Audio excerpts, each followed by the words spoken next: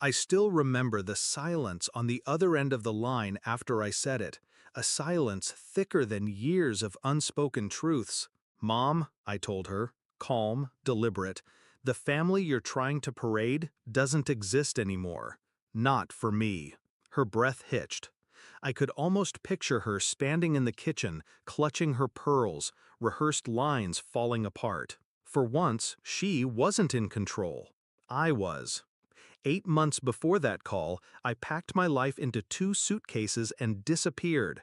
No dramatic announcement, no goodbye dinner, no last confrontation. I just left, slipped out like smoke. And not one of them noticed. Not one call, not one visit. My absence didn't matter until they needed me to complete the picture. You see, I'd spent my entire life playing my role, the quiet, reliable sibling, the one who smoothed over arguments, kept secrets, swallowed pain. While my sister, her golden child, was celebrated, adored, handed everything.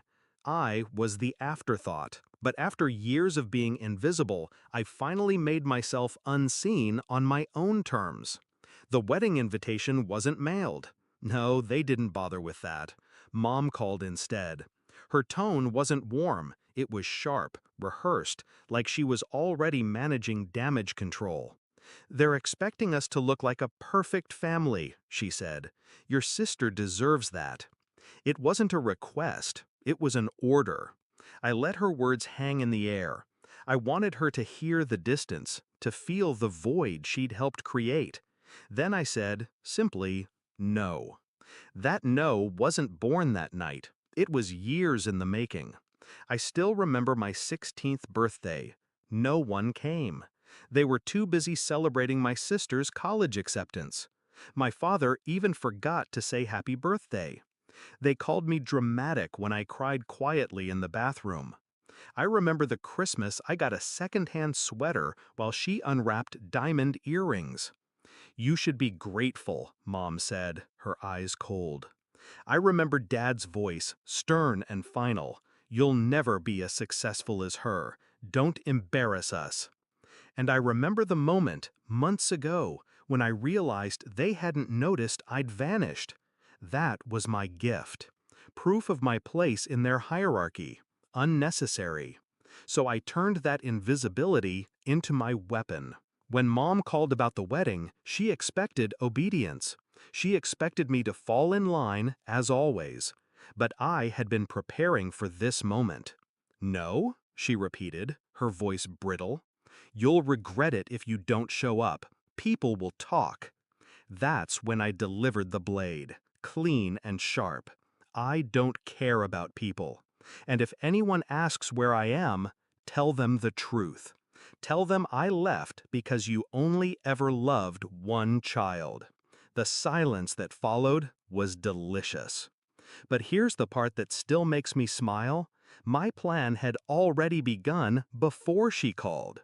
I'd quietly built a new life 3 states away. A new job, new apartment, new friends.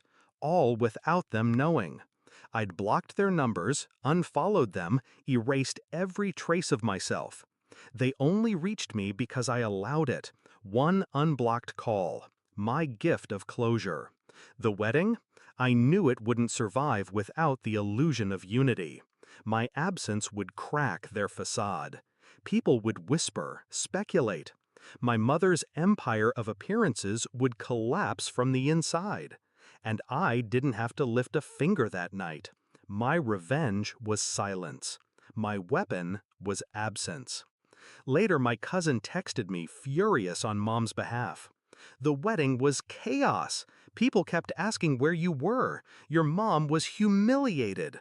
I almost laughed. For once, they couldn't script me into their play.